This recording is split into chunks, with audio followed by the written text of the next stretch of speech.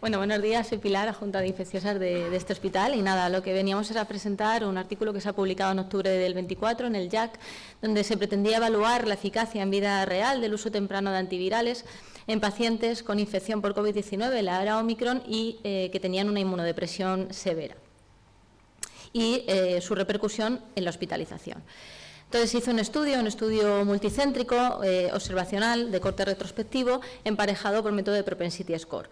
Lo que hicimos fue evaluar a todos aquellos pacientes con COVID-19 e inmunodepresión severa, que nosotros definimos como aquellos que tenían un trasplante de órgano sólido o hematopoyético los 2 años anteriores, que estaban con tratamiento con anti-CD20, deplector de células B o tratamiento inmunosupresor no esteroideo, que tenían un VIH no controlado con un CD4 por debajo de 200, o que tenían tratamiento quimioterápico activo para un tumor de órgano sólido o hematológico.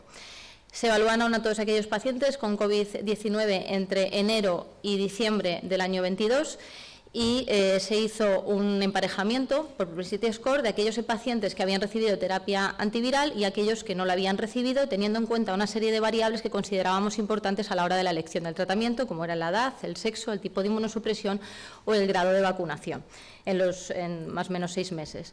Y como endpoint primario en nuestro estudio queríamos evaluar en un seguimiento a 90 días la hospitalización en estos pacientes.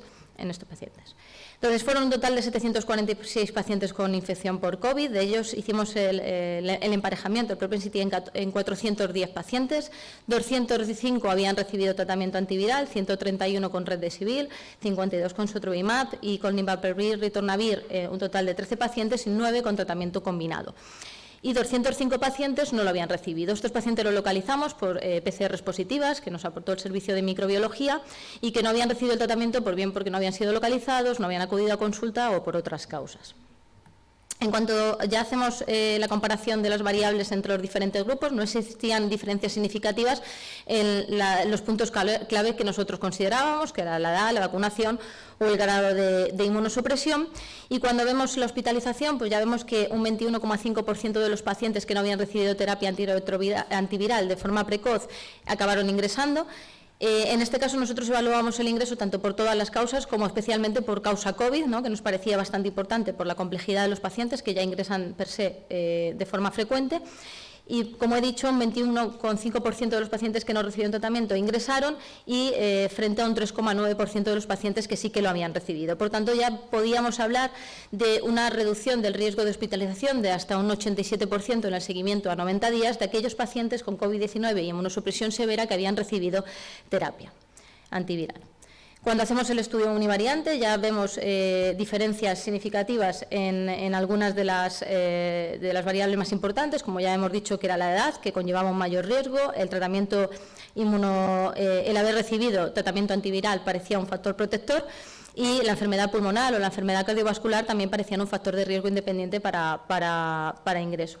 Realizamos el estudio multivariante, realizamos 2 estudios multivariantes y se objetivó un factor de riesgo para ingreso en aquellos pacientes que llevaban anti-CD20, en aquellos pacientes que tenían una enfermedad pulmonar obstructiva crónica y en pacientes mayores de 65 años. Y como factor protector, claro, podíamos hablar de que aquellos pacientes que habían recibido tratamiento antiviral de forma precoz ingresaban menos, por lo tanto se consideraba un factor protector, sobre todo aquellos pacientes que habían recibido Remdesivir, si es verdad que era la N más alta y que lo evaluamos de forma independiente. Y aquí podéis ver que los que llevaron tratamientos biológicos, inmunológicos, parece que tenían un factor protector, pero no es tal, sino que el riesgo de ingreso parece que era menor. Por tanto, podemos hablar de que existe una clara reducción del riesgo de hospitalización en el uso precoz de antivirales en aquellos pacientes con COVID-19 y una inmunosupresión severa.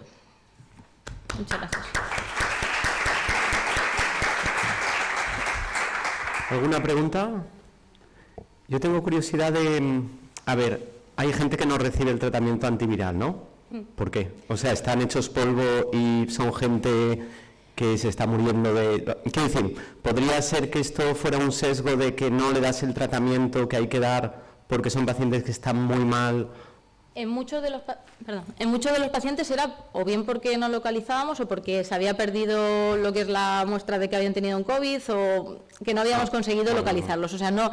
Muchos de ellos no era porque habíamos considerado no ponérselo, sino porque no habíamos llegado a localizar a los pacientes. Otros sí, a lo mejor en un paciente por la complejidad, porque al ser ambulatorios no tenían criterios de ingreso, pues a lo mejor no se lo pones porque piensas, bueno, pues no voy a hacer venir al paciente, el Remdesivir son 3 días o 5 días intravenoso, tiene que venir una vez. En algunos que no lo consideramos de riesgo, pues no lo poníamos. O sea, que no hay un sesgo de que estén peor los que no les das el tratamiento, no lo sé. En principio no. O porque tengan... Vale. ¿Más preguntas? Pilar, me habré equivocado, pero me pareció ver que el análisis multivariable se hacía sobre 500 y pico de pacientes, no sobre 410, que sería el emparejamiento.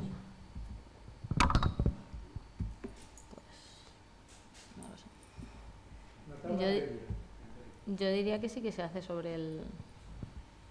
Espérate, porque ahora ya... Sí, es que son los que están en la base de datos, o sea que... No, el multivariable.